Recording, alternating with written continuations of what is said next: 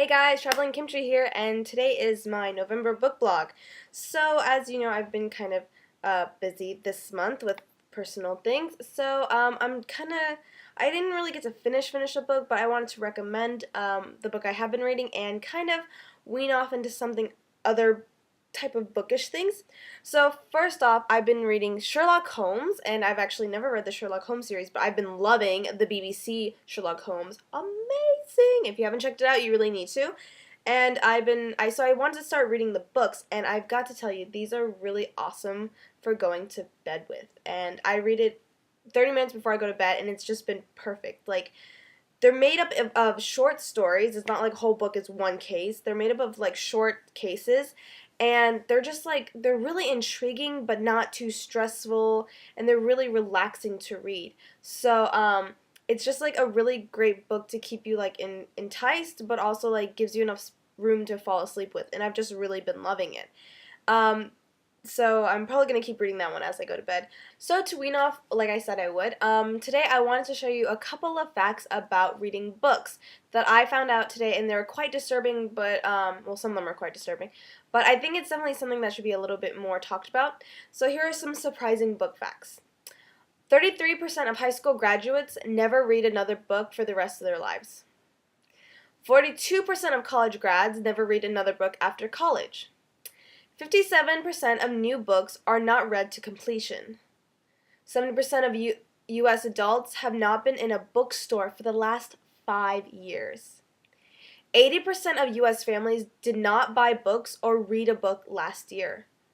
But the more a child reads, the likelier they are able to understand the emotions of others.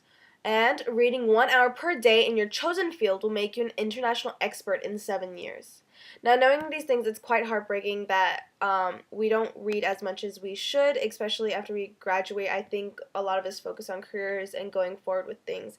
And I think we definitely need to just take that time for ourselves to take a book with us and just enjoy, like, getting out of this world, per se. And one thing I've definitely learned is that carrying a book with you is the best thing you can do for reading. Because while you think you have no time for reading, if you have a book with you at all times, there are going to be opportunities to read.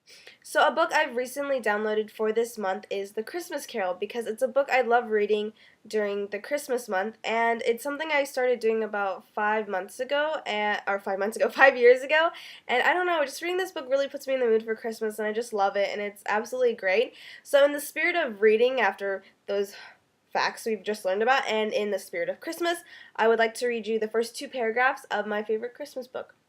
So, are you ready? Okay, so this is The Christmas Carol by Charles Dickens. Okay, let's get started. Chapter 1, Marley's Ghost.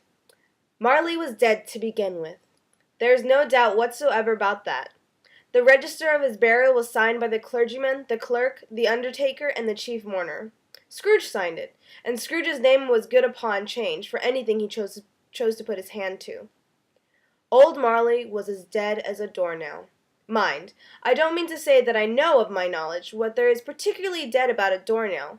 I might have been inclined myself to regard a coffin nail as the deadest piece of ironmongery in the trade. But the wisdom of our ancestors is in the simile, and my unhallowed hands shall not disturb it, or the country's done for. You will therefore permit me to repeat, empathetically, that Marley was as dead as a doornail. So those are the 2 first paragraphs of my favorite Christmas book, and if you really like The Muppets Christmas Carol is actually really good, and one of the things I really love about the movie is they actually directly quote the book, so it gets me really excited when I watch it. But anyways, I'm sorry I don't have that many books to share with you this month, but hopefully next year, or next month, next year, not yet, but next month is full of reading and new books, and I've already downloaded a bunch I want to read along with The Christmas Carol.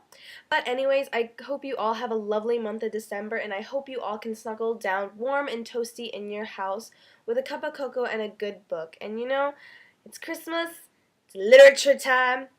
Why not donate a book to your local library or to a child that you are very fond of? So, this is the Traveling Kimchi. I hope you are reading happy.